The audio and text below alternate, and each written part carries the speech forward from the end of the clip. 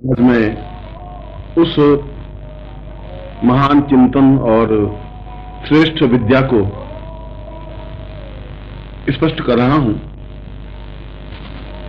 जो ऋषियों ने कठोपनिषद में स्पष्ट की है।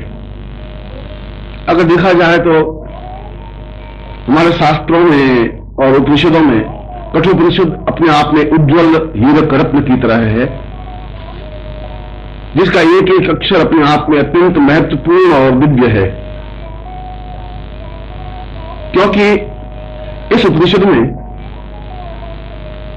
उन प्रश्नों के उत्तर खोजे गए हैं जिन प्रश्नों के उत्तर सामान्यतः विज्ञान और ज्ञान दोनों के पास नहीं है। यह ज्ञान उन चिंतन को समझ पाया है और विज्ञान तो उन चिंतनों को समझ पा ही नहीं सकता। विज्ञान तो एक सीमा है जो केवल भौतिक दृष्टि से आदमी को पूर्णता दे सकता है, वर्तमान जीवन को एक सुख देने की कोशिश कर सकता है। जीवन के जटिल प्रश्नों को ढूंढने में और जटिल प्रश्नों को सुलझाने में विज्ञान सहायक नहीं हो सकता। और जीवन के जटिल प्रश्नों में धर्म, दर्शन, मीमांसा, कई संप्रदाय हैं, परंतु मूलभूत प्रश्न यह है कि जीवन क्या है, मृत्यु क्या है। मूलभूत प्रश्न यह है कि इस जीवन से पहले की स्थिति क्या है, इस मृत्यु के बाद की स्थिति क्या है। मूलभूत प्रश्न यह है कि जीवन मृत्यु के बीच की स्थिति क्या है। और कठोपनिषद में मृत्यु के प्रश्नों से जूझने का प्रयत्न किया गया है। कठोपनिषद में जीवन को जीने का तरीका सिखाया गया है। कठोपनिषद में यह स्पष्ट किया गया है कि मनुष्य के जीवन में क्या हेतु है, क्या प्रयोजन है, क्या लक्ष्य है, हमें जीवन किस प्रकार से जीना चाहिए, जीवन जीने का तरीका क्या है, प्रकार क्या है, क्या हम जिस प्रकार से जीवन जी रहे हैं वह जीवन है, क्या हम सांस ले रहे हैं, संतान पैदा कर रहे हैं, दूसरे काम कर रहे हैं, ये इसको जीवन कहते हैं। कठोपनिषद कहता है ये जीवन नहीं है। जीवन तो बहुत बिरले लोग ही जी सकते हैं। लाखों लोगों में से एक या दो व्यक्ति जीवन जीने की कला जानते हैं, और जिसने जीवन जीने की कला सीख ली, जिसने जीवन जीने की कला पहचान ली, उसके जीवन में किसी प्रकार की न्यूनता रह ही नहीं सकती, क्योंकि वह उन प्रश्नों के समाधान की ओर अग्रसर हो जाता है जिसको जीवन कहते हैं। और जीवन और मृत्यु दोनों एक ही सिक्के के दोनों पहलू हैं। जहां जीवन है वहां मृत्यु नहीं हो सकती, जहां मृत्यु है वहां जीवन की कल्पना की ही नहीं जा सकती। जहां अंधेरा है वहां प्रकाश कैसे हो सकता है, और जहां प्रकाश है वहां अंधेरा आ ही नहीं सकता। अगर प्रकाश और अंधेरा नहीं आ सकता तो फिर जीवन है तो मृत्यु नहीं आ सकती, और मृत्यु नहीं आ सकती तो फिर जीवन जीने का हम तरीका सीख सकते हैं, जीवन जीने की कला सीख सकते हैं। हम समझ सकते हैं कि जीवन का मूलभूत चिंतन तत्व क्या है। इसीलिए तो कठोपनिषद को अद्वितीय उपनिषद कहा है, इसलिए तो कठोपनिषद को एक श्रेष्ठतम उपनिषद कहा है, और इसीलिए कठोपनिषद में उन प्रश्नों का विवेचन हुआ है जो जीवन और मृत्यु जैसे अत्यंत दुर्बोध और कठिन प्रश्नों को सुलझाने की ओर ऋषि की वाणी अग्रसर हुई है। और इन सारे प्रश्नों के उत्तर कठोपनिषद में एक कहानी, एक कथा के माध्यम से स्पष्ट किए हैं। सामान्य आदमी सीधी सादी भाषा समझता है, कठिन और सूत्र समझने में उसे असुविधा होती है। यद्यपि कठोपनिषद में प्रत्येक पंक्ति एक सूत्र रूप में है, जिसको समझने के लिए उच्च कोटि की विद्वत्ता, उच्च कोटि का ज्ञान चाहिए। सामान्य आदमी कठोपनिषद को समझ ही नहीं सकता, पढ़ तो सकता है, गुन सकता है, मगर उसके मर्म को नहीं समझ सकता, क्योंकि उसके मर्म को समझने के लिए उस प्रकार की भावभूमि चाहिए, उस प्रकार का ज्ञान चाहिए, उस प्रकार का चिंतन चाहिए। वह स्वयं उस ऊंचाई पर पहुंचा हुआ ऋषि होना चाहिए जो उस मर्म को समझ सके, उस चिंतन को समझ सके, उस विचार को समझ सके।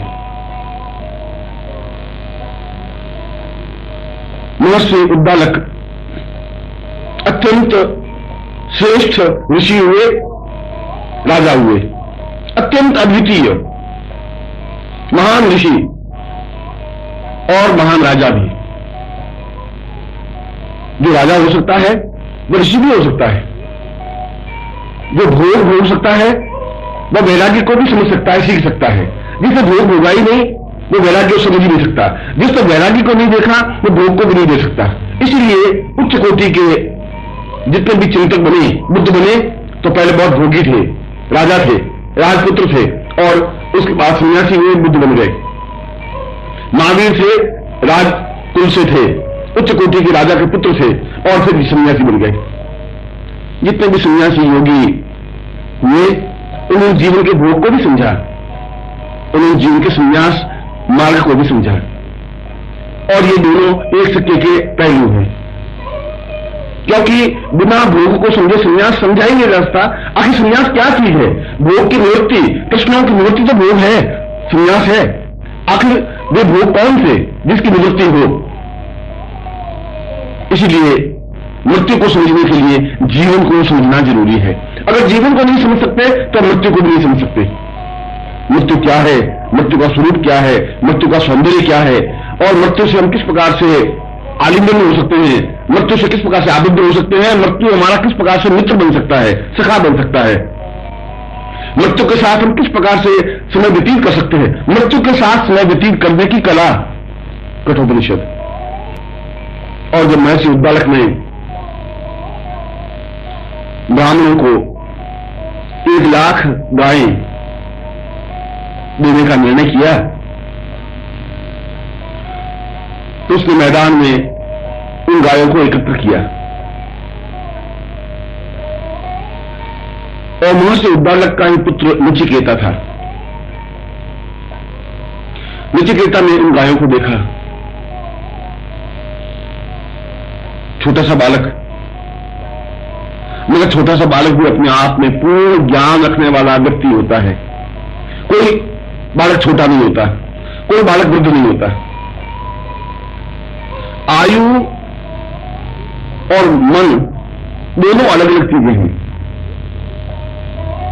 हो सकती है कि किसी बालक की आयु 5 वर्ष की हो और उसकी मन की अवस्था, ज्ञान की अवस्था 100 साल की हो। प्रहलाद की शारीरिक अवस्था तो 5 साल की थी, मगर उसके पास जो ज्ञान था वो 100 साल की आयु का था। और ऐसे कई वृद्ध हैं जिनकी आयु तो 100 साल की, 80 साल की, 90 साल की है, मगर उनकी बुद्धि, उनका मन केवल 5-7 साल का ही है। इसलिए दोनों अलग अलग मार्ग हैं। ये जरूरी नहीं है कि 5 साल के बालक के मन में भी 5 साल का बालक 5 साल का मनुष्य रखता हो, 5 साल की बुद्धि रखता हो। ये दोनों अलग अलग सरणियां हैं। इसलिए प्रत्येक बालक अपने आप में वृद्धावस्था छुपाए हुए होता है। प्रत्येक बालक के मन में पूर्ण ज्ञान की एक संता प्रवृत्त होती है, और प्रत्येक वृद्ध के मन में भी एक बालक छिपा हुआ होता है। इसलिए 60 साल और 70 साल की आयु के बाद वृद्ध ठीक उसी प्रकार से आचरण करने लग जाता है जैसे बालक करता है। उसी प्रकार से जिद करने लग जाता है, हट करने लग जाता है, खाने के लिए दौड़ने लग जाता है, भूख उसको सहन होती नहीं, प्यास उसको सहन नहीं होती, छोटी छोटी बात पर रोना लग जाता है, छोटी छोटी बात पर झुलकने लग जाता है, और उसकी सारी हरकतें ऐसी हो जाती है जैसे 5 साल के बालक की हो। और 5 साल के बालक में भी मनस्थिति 80 साल की स्थिति हो सकती है। और नचिकेता के, उस 5 साल के नचिकेता के हृदय में भी 80 साल का वृद्ध 80 साल का ज्ञान बोल रहा था। उसने देखा उन गायों को, उसने देखा कि मेरे पिता उन गायों को दान दे रहे हैं, मगर वे गायें अत्यंत दुर्बल हैं, अत्यंत कमजोर हैं, उनके दांत गिर गए हैं, उनका दूध दूध लिया गया है। अब उस स्थिति में है कि अब उनके थनों में से दूध नहीं निकल सकता। दूध की एक एक बूंद गाय के थनों से निकाली जा चुकी है, और उस हालात में वे गाय पहुंच गई है कि अब यदि वे घर में रहती हैं तो केवल चारा खाती है, पानी पीती है, मगर दूध नहीं दे सकती, क्योंकि वे वृद्ध हो गई है, क्योंकि वे अशक्त हो गई है, क्योंकि वे कमजोर हो गई है, क्योंकि वे मृत तुल्य बन गई है।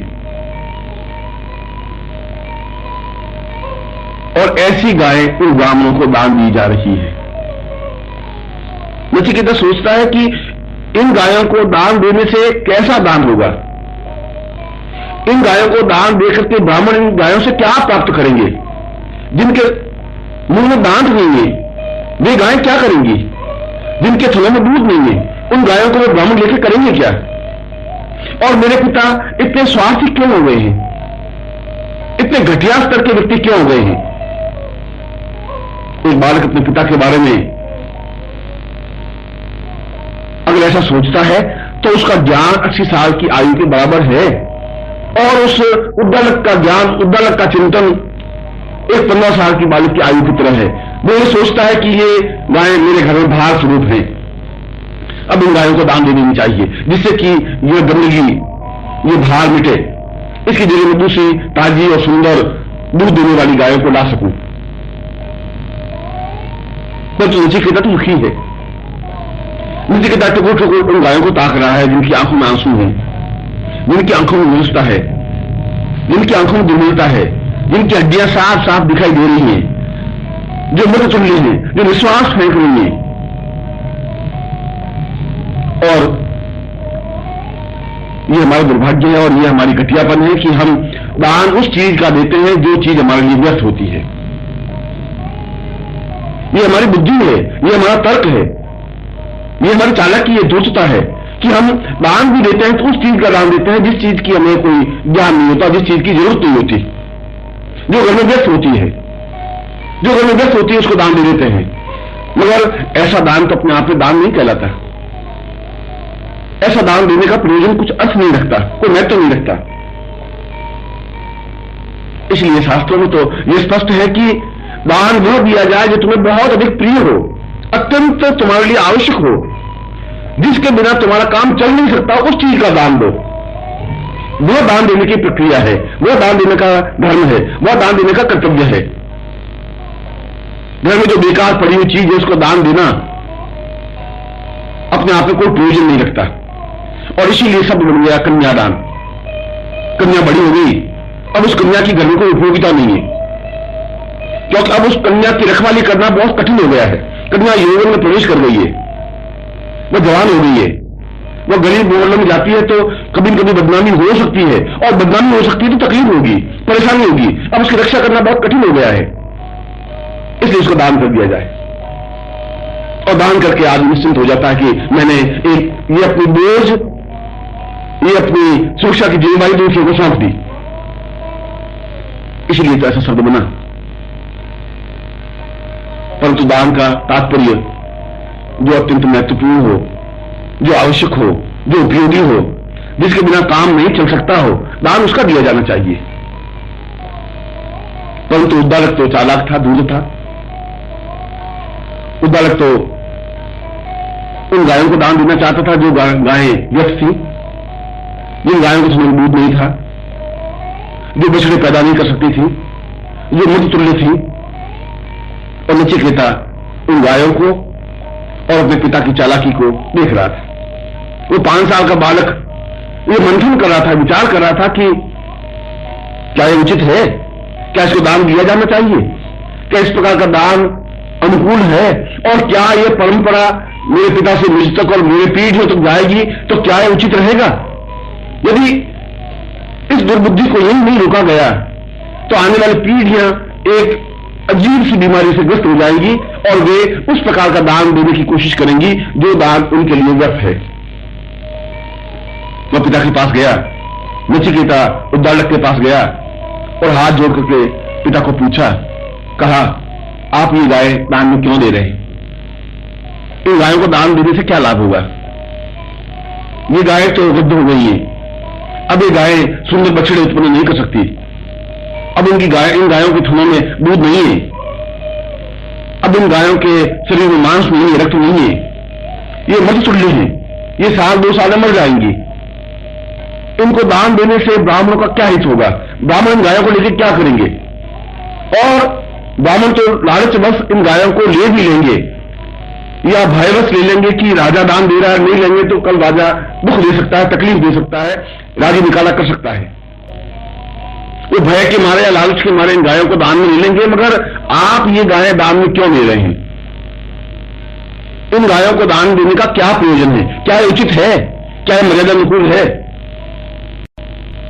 एक छोटा सा बालक अगर पिता को ऐसा प्रश्न करे तो क्रोध आना स्वाभाविक है, क्योंकि पिता तो क्रोध है। पिता ये समझता है मैं बड़ा हूं इसलिए क्रोध करना मेरा धर्म है, मेरा कर्तव्य है, मैं क्रोध कर सकता हूं। और जहां पर भी उसके अहम पर चोट लगती है, जिस व्यक्ति की भूल पर, दोष पर चोट लगती है तो क्रोधित होता ही है। गलती पर चोट लगने पर क्रोध आना स्वाभाविक है। सत्य स्वीकार करने में क्रोध नहीं आता। मगर यदि किसी के मन में पाप है, किसी के मन में छल है, किसी के मन में झूठ है और उस पर अगर प्रहार किया जाए तो क्रोध आना स्वाभाविक है। उद्दालक के मन में भी चोर था।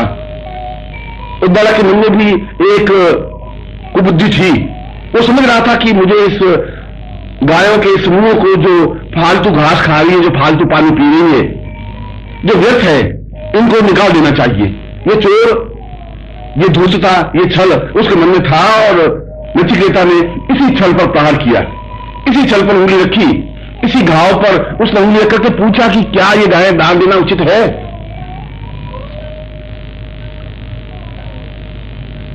उद्दालक को क्रोध आया और